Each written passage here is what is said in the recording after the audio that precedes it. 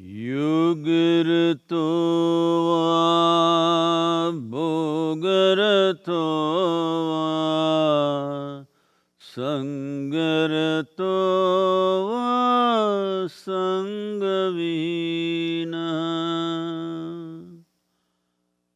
yasya brahmani ramate chitam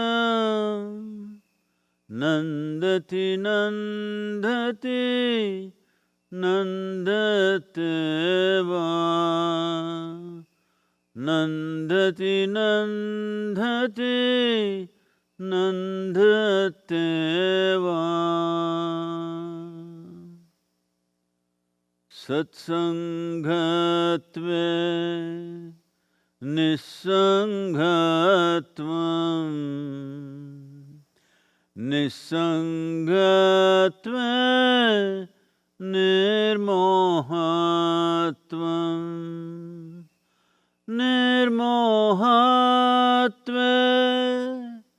nischalatatvam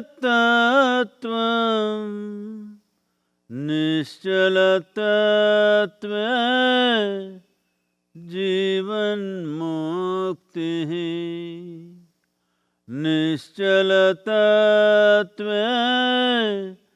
jivan mukti Punarapi jananam Punarapi maranam Punarapi janani Jatare shayanam Iha samsare bahudustare Iha samsare bahudustare Kripaya pare Bahi murare Kripaya pare Pahi murare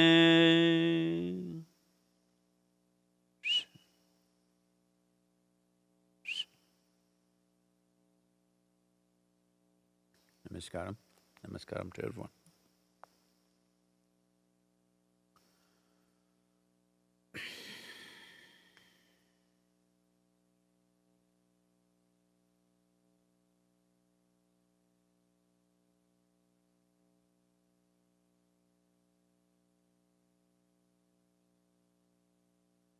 The pandemic dances on across the world,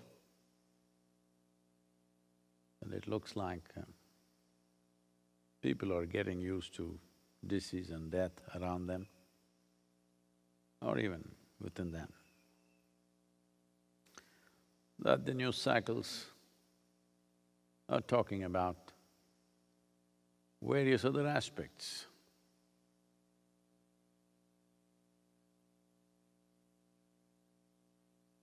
Different parts of the world, you see that the pandemic is covering less and less time on the news cycles of the nations. Well, in India there are many things happening.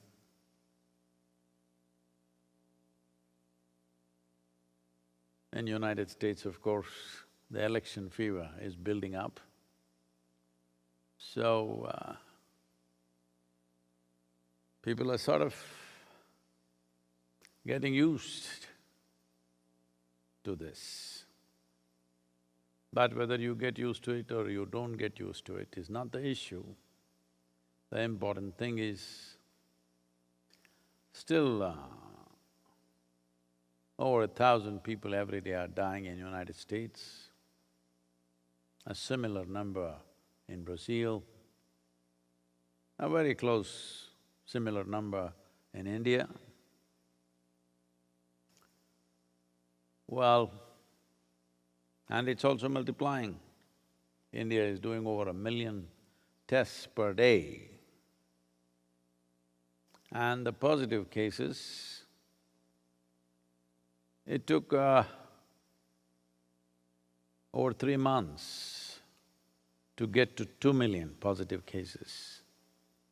But the last 1 million has happened in 16 days. So it's growing exponentially. Fortunately, more people are recovering also. But recovery simply means right now that they did not die. I don't think there is a proper evaluation whether they are fully recovered, have they become normal, are all their bodily functions normal once again. I don't think there is a gauge, nobody has the time nor the facility to gauge those things right now. So, as it goes on, we need to understand that virus is not a new thing to us. Periodically, it has happened many times over. I mean to say, in the evolutionary history of a human being, it's happened many times over.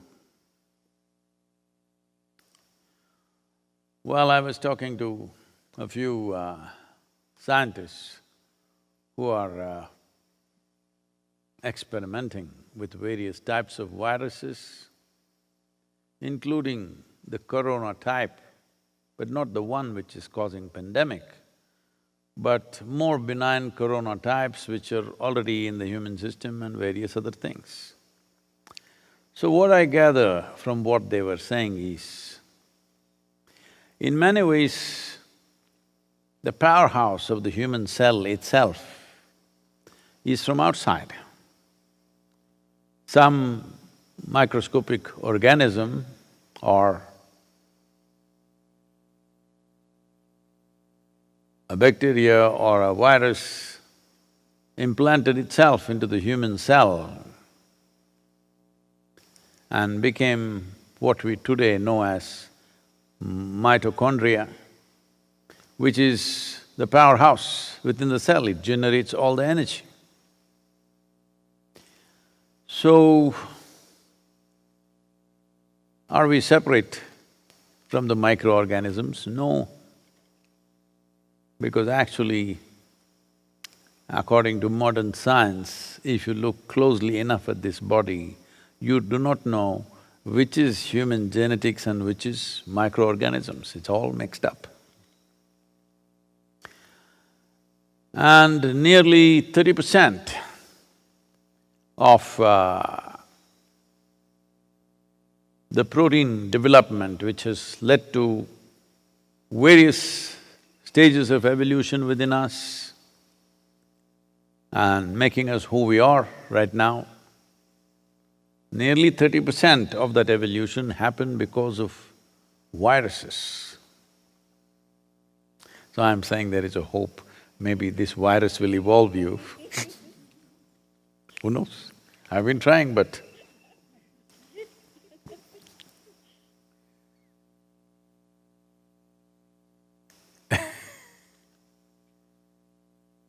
because of, the advantage of the virus is it's microscopic, that is, you cannot see. If you're walking on the street and if I come, oh, Sadhguru's come, and immediately you pretend. All right? Because you cannot see the virus, you cannot pretend, he sees you just the way you are. I also see, but you cannot pretend, you cannot deceive the virus, isn't that a good thing? So, things are happening, people are getting frustrated, jobs are being lost, over 19 million jobs lost in India, nearly 25% of small businesses closing down. The consequences of this will be huge, massive, in terms of economy, social structure. Now the World Health Organization says, pandemic should be over in 24 months. So all these promises of it'll go away in August, it'll go away in September, it'll go away in October, no, in 24 months. I've been saying this right from the beginning, 18 to 24 months is a possibility. Now they're confirming it will end probably in 24 months. Or, not that it will end, we would have gotten on top of it in 24 months. In 24 months, social structures, economic fabric of the society could be in tatters, but you could evolve, that's a possibility. Terrible things to say at a time like this, I know. Because our life is structured like this.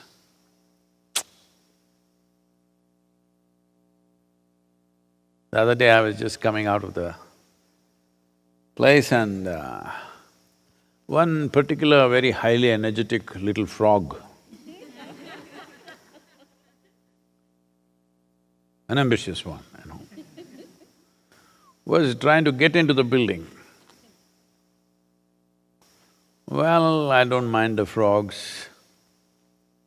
I don't eat them, but I don't mind them. I don't even mind all the conversation that's going on in the evenings. But I don't want him to sleep in my bed. So I had to close the door on him. But I thought, looking at his energy and ambition to get inside, he reminded me of how we have been as human beings. Maybe this is how life evolved. You, ladies, you know, frogs have turned into… all it took is a kiss.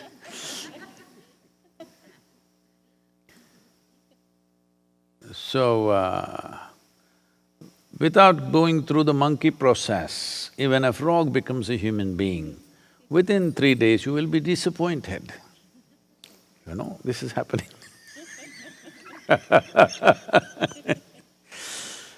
So, we're talking about a froggy world.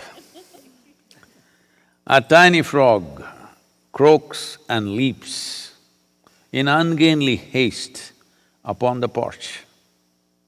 As I wonder what ordained purpose he is out to fulfill, what froggy business or profession drives him?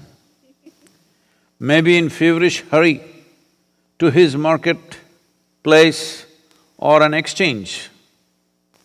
Or he may be the leader of a frog democracy, or a monarch rushing to the parliament or his court. But he's alone, no courtiers or sidekicks. That cannot be even in the froggy world.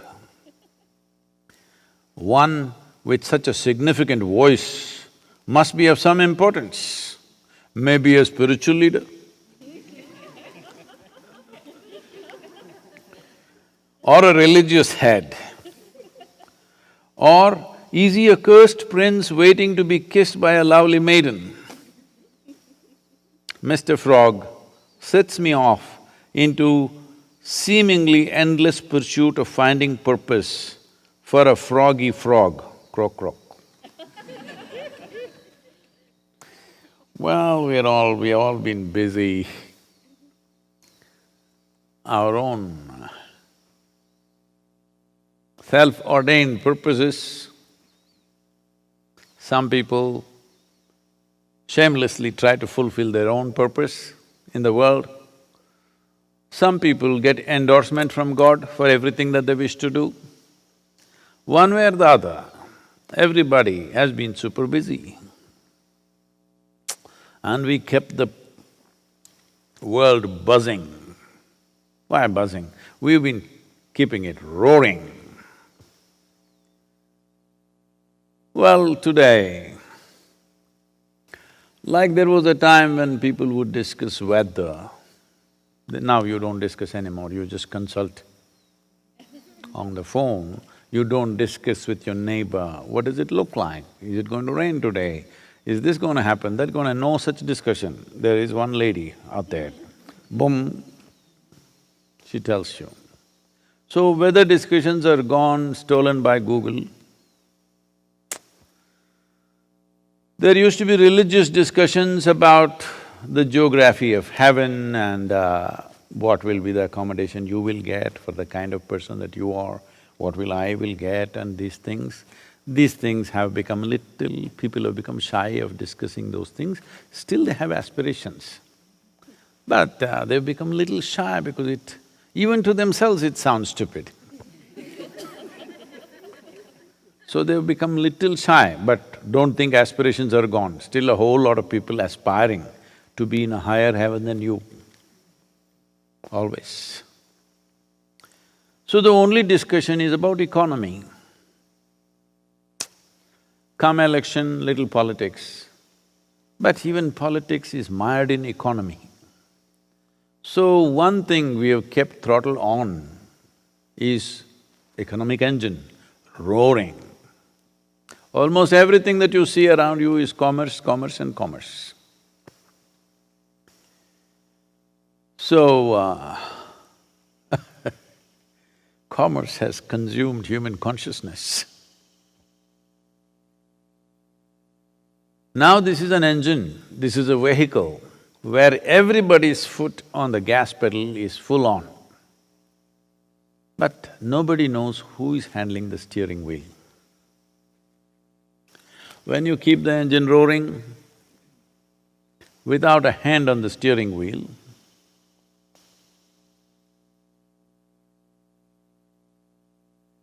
you know, the next bend is the last bend. So we've been going like this.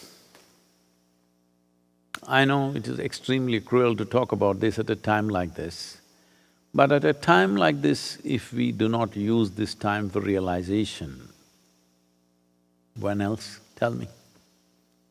When it's roaring, can you think about it? Because if you stop and think about it, this guy will go ahead of you. When you're racing, no time to stop and look at anything. Even if your wheels fall off, you must still be racing because you're on a race. Now, virus has put a halt to various aspirations, human aspirations. We must understand human aspirations, except a few fundamental ones, all others are just psychological drama playing out in the world. Every nonsensical confusion that human beings are going through is being imprinted on the planet, allowed to play out in most destructive ways. So time has come that we look at this. But since the printing technology came, I know none of you are reading books anymore, you're looking at the Kindle or the computer screen or the phone screen. But since the printing press came and books came out, books have been dominating human consciousness. Books, not brains, I'm saying. The tyranny of the books are of many kinds. There are wonderful books, inspiring books, entertaining books, fantastic reading. But a whole lot of them have been a one big tyranny, dominating human consciousness, subjugating human beings in many ways. The first book that I can think of is the textbook. I escaped.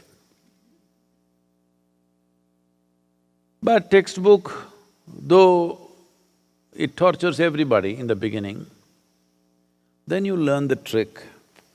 All you have to do is, you just have to memorize 10% of the damn book, then it'll release you to go to the next class.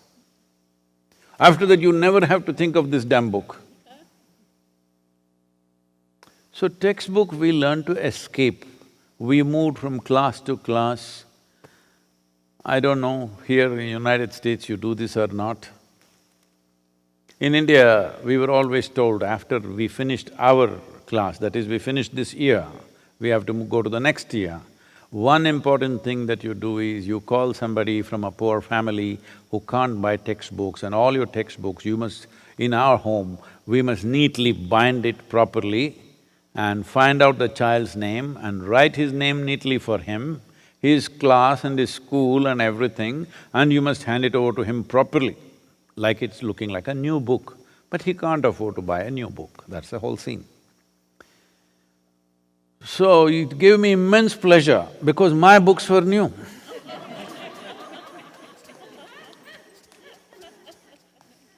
It gave me immense pleasure to give them, not horribly used, all knowledge squeezed out of it, nothing like that.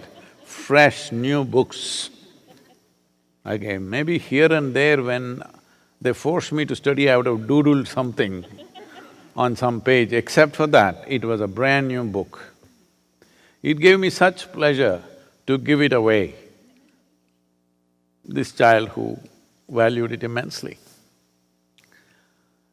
So we learned to escape the textbooks. Initially it looked insurmountable. Yes, when you're third, fourth, fifth standard, it looked insurmountable. It looked like it's a wall that you cannot cross. But then you learned the trick. There are passages. You don't have to necessarily climb over the wall. I'm saying even what is printed in a third standard book, believe me, even today you have not understood what it is. Hello? We learned how to find a gap in it and go to the next class and the next class and the next class. So we mastered how to dodge the textbook. Today that there is not probably one human being, maybe there are few, very few if there are, there's not a single human being on this planet who does not belong to some nation. There was a time, I'm just saying 100 years ago, there were so many human beings who did not belong to any nation. They migrated, they just lived wherever they want. There was no passport, there was no visa, there was no wall. People went where they want and lived. But right now there is not a single human being, or at least there are extremely few human beings who may not belong to a nation. If you are it's a very negative thing, you're a non-state actor, means you're a terror suspect. You're not a shepherd, you're not a migrant, you're not a gypsy, you're a terrorist. That's what it means that you don't belong to any nation means right now. So we have to belong to some nation. The basis of a nation is a book again. It's called a constitution. Every nation in its infancy starts with great ideals and exuberance. Enormous idealistic approach and exuberance of new nation. After some time, it largely becomes a restrictive process. But one good thing about the constitution is, we can amend it. We can find fault or find limitations of what it is and go on doing amendment after amendment after amendment. After a few generations of amendments, well, you can't recognize the original nature of the book, it becomes like that. Because we keep doing that, and then you don't know in the end what that book is supposed to mean. And in a few generations, everybody learns how to exploit that book and use it against each other. So this goes on. So though initially in the infant nature, in the infant stages of a nation, it is of great inspiration and great exuberance of life, after some time, it becomes largely restrictive. But in 2, 3, 4 generations, people understand how to escape that. The best thing is you become a lawmaker. You get elected, now rules You can put it around whichever way you want. The next book that I can think of are the books that are called as holy books. The very word holy means you cannot question the content. That's what it means. You cannot question the content. Because normally, in most cultures, the book is the word of God Himself, whatever God you believe in. So, not available for amendment, not available for any criticism, not available for any kind of change, unless you join that privileged club of men, not people. Women have never been a part of it. That privileged class of men that you call as clergy, unless you become that, then you have a right to distort it in any way you want. Otherwise, anything that you say about it could mean severe punishment or death. See, a society becomes civilized only when there shall be no persecution in terms of death, torture, imprisonment, for criticizing either a leader, a religion, or a historical figure, or a book. A global establishment of this fundamental is what we call a civilization. Because, well, the reason why this might have come is there are aspects to life which may not fit into the logical sense of whatever basic logic that one is talking about. So, all right, we can give the privilege to these books that you cannot question the context of the book. Whether God said it, somebody said it, let's not question that because it doesn't matter. But the content must be open to question. If once the content is not open to question, it leads to a tyrannical society where anything that you say can lead to terrible things for individual human beings, and it's not happened to one or two. We could have ignored it if it just happened to a small number of people. It has happened to millions and millions of people on this planet have lost their lives in the last 1,000 to 2,000 years, just because they said something that somebody says the book doesn't agree. We do not even know whether that man has read the book, first of all. We do not know, but he claims because he's entered the privileged club. So once you move in this direction, this is why I said the book, not the brains, because you have to give it up. You have to subjugate human intelligence to accumulated information or accumulated ideas of another time. This fundamentally is raining only for me. Privileges of being a guru, huh? Only for me. All right. You're all in nice bright sunshine, look at me. Maybe because I'm saying these things about the…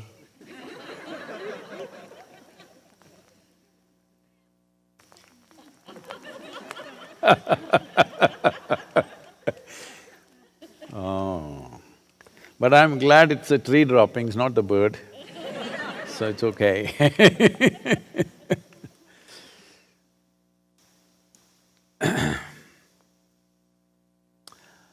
You will see what falls out of this class of people who take this position that they can interpret, distort and demonize the so-called words of God that cannot be touched by anybody else. That reminds me of I don't know, most people might not have even heard about this movie. Somehow, I don't know why I ended up in this movie, because I was not given to going to this sort of movies, but somehow I ended up there, I don't remember how. There was one movie called Mirch Masala. You heard of this? Usha would have seen every movie in the world, Hindi movie. If you are a Gujarati and you're in United States, that means you've seen every Mumbai-made movie.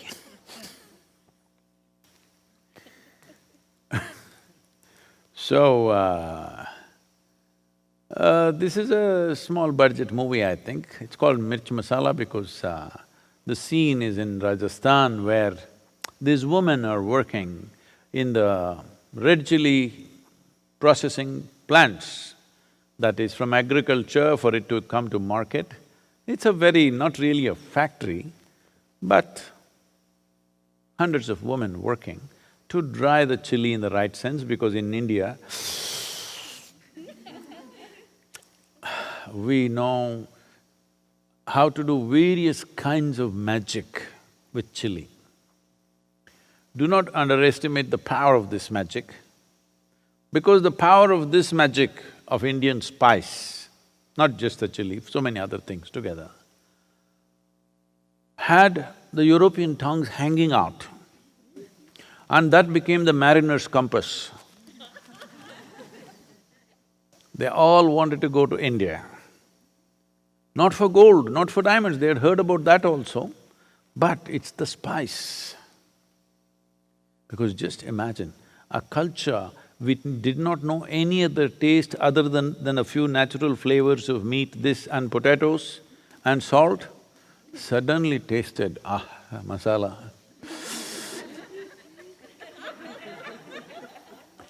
This became the mariner's compass, the tongue. It all pointed east, India. One guy made a mistake and landed up here. Still we are calling those people Indians. So this mirch masala is about this processing of the chili from green chili, making it, drying it up and making it into red chili. It's a whole very interesting process. I'll not go into it though. So in this movie, there is a bandit. It's another time.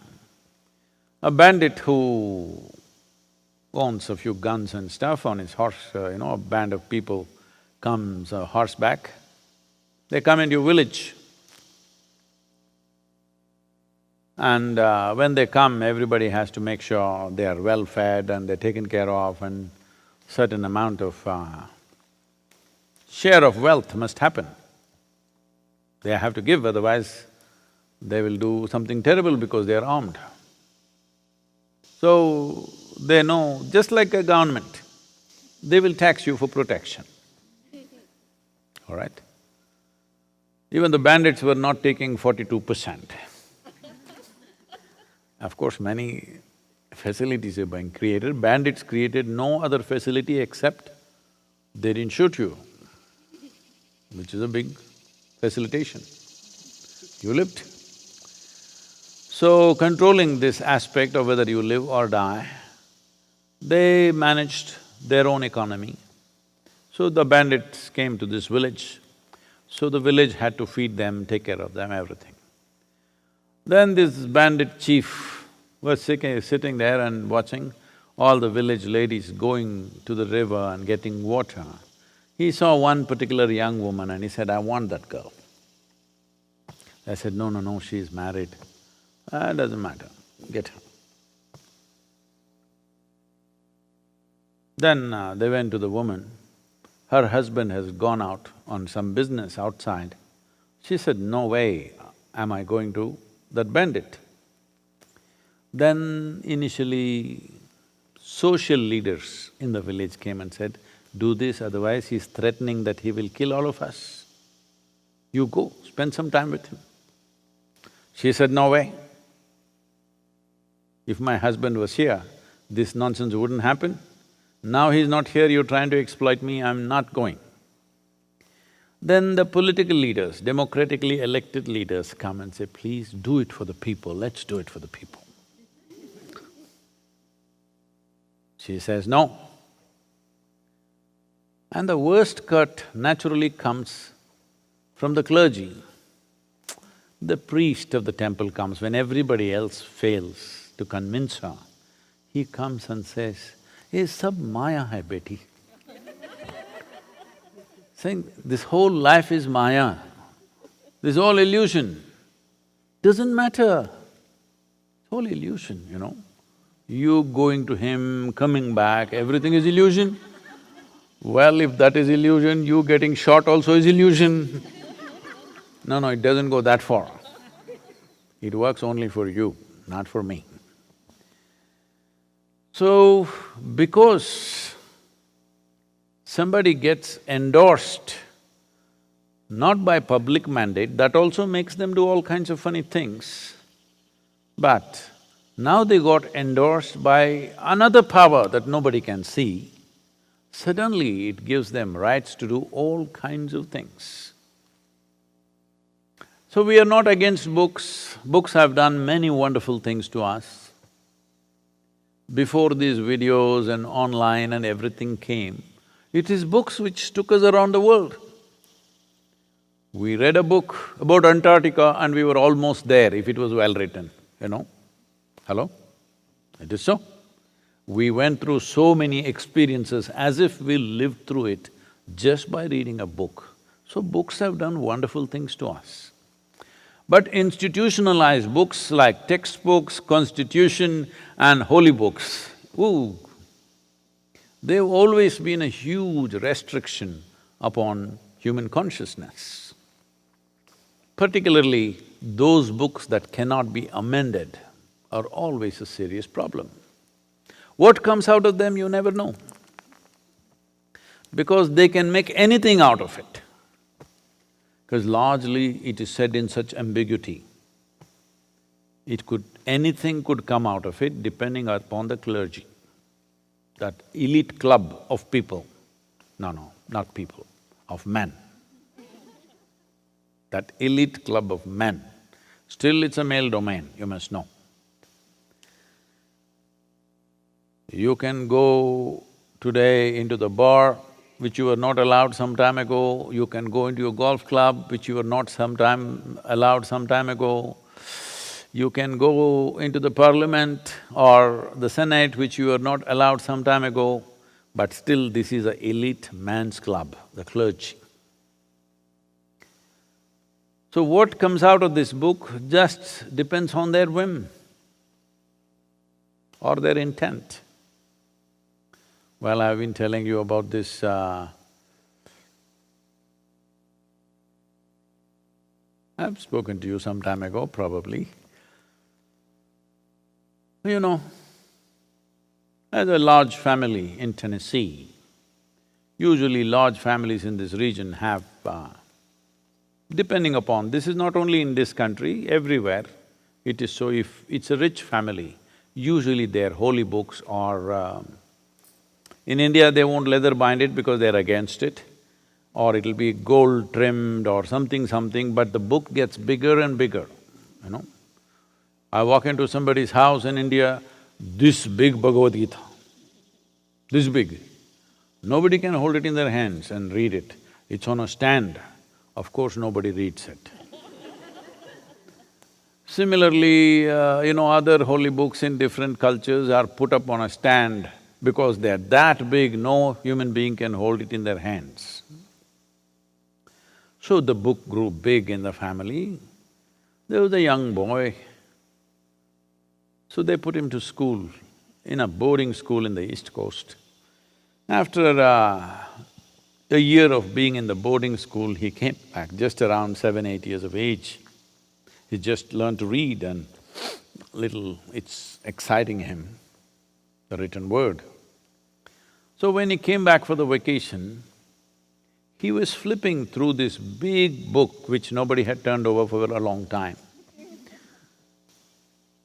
And some people have this habit of taking a leaf or a flower and keeping inside the book, it gets dried up, desiccated and stays there, it comes out like a nice artwork. Leaf is a fantastic artwork anyway, but it has to be in a book for you to notice it. Here, it's in the wrong place. It's on a tree, it's the wrong place, it must be in the book, because that's where you pay attention. You even see sunrise and sunset on your phone, I know that. So he was flipping through this book and there was a leaf, a dry leaf, which might have been there for a very long time, and it fell out. He looked at this and screamed, "Mama, Mama, come here and see what I've found." Mother asked, "What have you found, my son?" "Just come and see." His mother, little alarmed, came running to see what. She said, "What?" He pointed at the leaf and said, "Adam's underwear."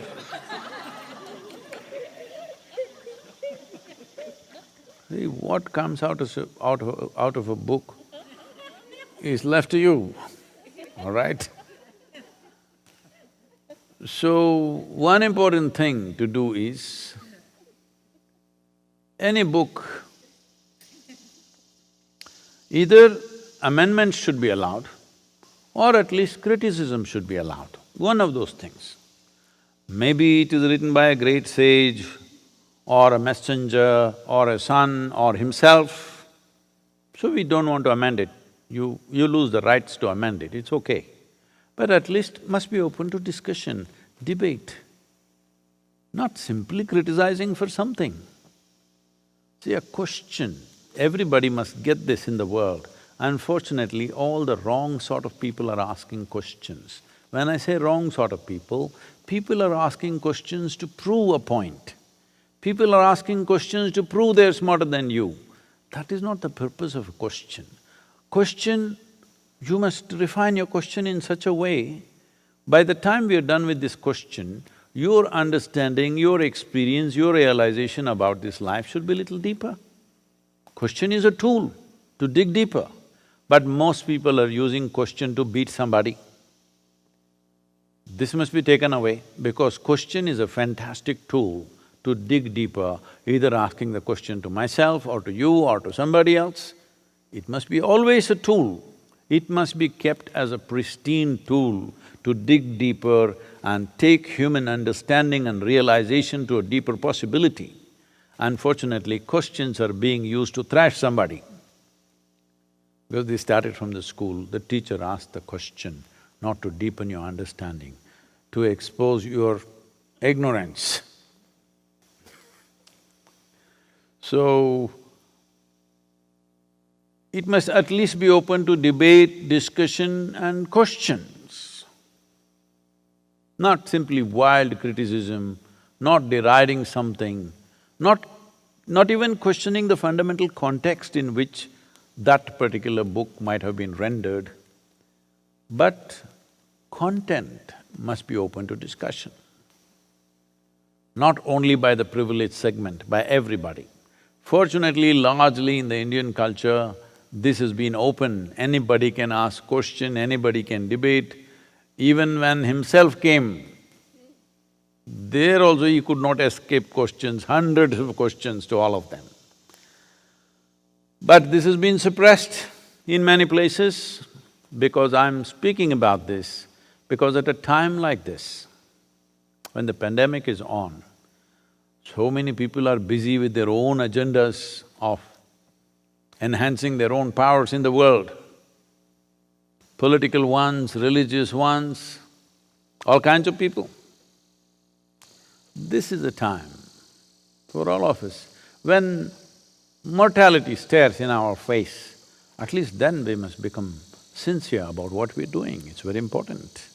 At least then, if you could not do it all your life because you were racing with somebody, at least then, because death is one place where you don't want to race with anybody. Hello? You don't want to get there ahead of someone. Hello?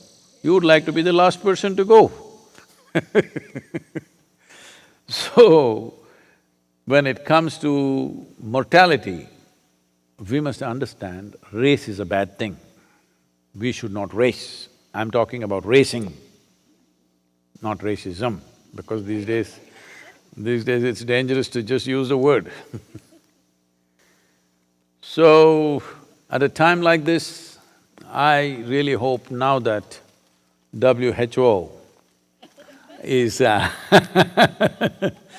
is saying 24 months. 24 months of sadhana, of keeping quiet, keeping your mouth shut, masked so that you don't look beautiful anymore, you don't look prettier than somebody else, you just look like a mask. Okay, you can have a better designed mask than somebody else. But even if you have a really, in India, all kinds of fancy designer masks have come with gold brocades and everything. But the best thing about it is nobody knows who is behind it. So it doesn't matter. You make something beautiful, that's wonderful. It will make it pleasant for other people's eyes, but it doesn't enhance you. It's a good thing. So, this is a very good time to really look at this, to make the world in such a way that human intelligence and consciousness will shape the nature of our societies and civilization. This is the time to do it. This is a very good time to do it. So, to what extent we can, we do not know, but definitely we can seed it little more strongly because the season is right. Now, this may look… if you people are thinking in a certain way, they may think when we have lost our job, when we've closed our business, when we're struggling for our bread, this man is talking all this. We must understand this, when we were eating well also, most people were not happy. There are more people in this world who have food to eat and miserable than those who don't have food to eat and miserable. There are more people in this world who are healthy and miserable than those who are unhealthy and miserable. At least those who don't have food to eat and who don't have health, they have a good reason to be unhappy. Rest don't have any reason, just that they've become experts. How to cause misery to myself. Such massive expertise has been developed that, happens like this. So, you have to evolve a strategy. When I say a strategy, this happened. A little boy was sitting on the street side. He saw another boy with a dog on a string and taking the dog. Must have caught a street puppy and taking it home. This little boy looked at him and said, "Can I play with your dog?" "Okay, not my dog, I just caught him. So let's play." They played. Then the boy became very morose, very melancholic. He said, "Even I want to take a dog home, but my parents will never allow it. Any number of times I asked them, they say no." The other boy said, "That's not the way to do it, it needs a strategy." What is the strategy? So the other boy said, "Just start throwing up a ruckus at home that you want a baby brother. Believe me, they'll get your dog." So right now we don't need a strategy like this because the virus is strategy. When you realize that you're mortal, then you will also start because mortal simply means there's a limited amount of time. What does unlimited amount of wealth mean to a man who has limited amount of time? This much, I think, understanding will come. I trust the human intelligence still. So though it has been subjugated largely to these three books, textbook, constitution and holy books, in spite of that, there are sparks of intelligence working. When you put a gun to somebody's head, I think The textbook knowledge, constitutional rights and invitation to heaven, everything is forgotten, you just want to live. So I believe that when mortality is hung in front of your face, intelligence works beyond the tyranny of various kinds of conditionings that happen in the society. So this is a time when human intelligence is beginning to think and work. What is all this about? So we don't have to make any strategy. Naturally, the virus has played a strategy. Maybe it's nature which has played a strategy. Maybe believers would like to say it's God's strategy. It doesn't matter, it's a situation. Every situation that arises. When sun rises, we can make use of it one way. When it sets, we can make use of it another way. Moon rises another way, full moon one way, no moon another way. Whatever the situation, there is something to it. That is if you have a working intelligence. If your intelligence is concretized in the form of a textbook or a constitutional rights, I'm not talking about the duties because nobody talks about the constitutional duties, everybody is talking about constitutional rights and the holy diktats from elsewhere. When you're free from that, you will be free from that the moment you confront your mortal nature. Limited amount of time. Limited amount of time means we need to manage this life in such a way, for what? There are only two things. How profound is my experience of life? How impactful am I in what I do? This is all there is with life. There's simply nothing else, I'm telling you. You can't eat more. Well, you can, but it'll have consequences. You can't wear more clothes at a time. So if you want to wear more clothes, you must be constantly changing 10 times a day, which is big nuisance. Well, there are some people who are wearing 2 kilograms of gold around their neck. All the best. I will give them 5 kilograms of rock on their head if they wish. All we have to do is call the rock as diamond, matte diamond. It doesn't shine, that's all, look at this. I can give this to you. Hello? This comes from all the way from India or it's here? Local granite, I think. So, we can cut one square block and give it to you, you can carry it on your head. If anybody asks what you said, this is the biggest diamond in the world. Oh, come on, it doesn't shine. No, this is a matte diamond. Everybody will want a matte diamond. So, it is time to understand life is happening to us in passing. If you look here, there, it'll be gone. It'll be gone, I'm telling you. Not necessarily succumbing to the virus, even without the virus you will die, I'm just informing you. Hello? This is a secret that most people do not know. They think only this damn virus will kill them. No, even without the virus, you shall die, all right? We'll bless you with a long life, but you will. But they are saying, the scientists are saying that with the virus you may evolve. That looks like good hope, good possibility, because it's free, it's free. So since this doctor I was talking to told me this, I've been wondering, should I go and get infected? Because I don't want to miss the evolution. Suppose I'm going to grow a horn or no, tail is not derogatory, tail is not good. I don't know, maybe an extra hand.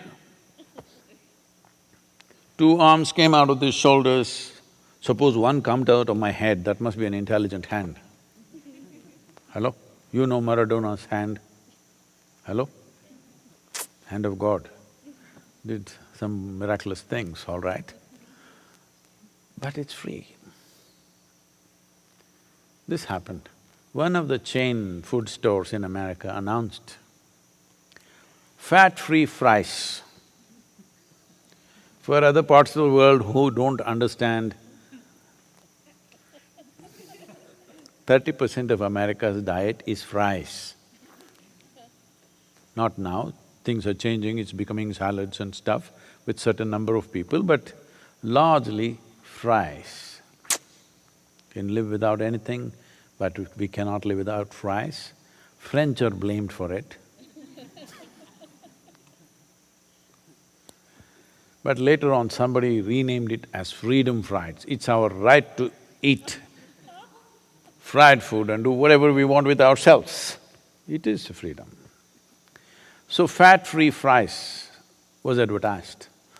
A young man who was very conscious about his health went to eat the fat-free fries because we love the fries, the problem was the fat. Then they fried the thing in a regular way and they put the fries, it was dripping with oil. So he looked at this and said, "What is this? You said it's fat-free fry, it's dripping with oil like this." So the man said, "See, we are only charging you for the fry, the fat is free."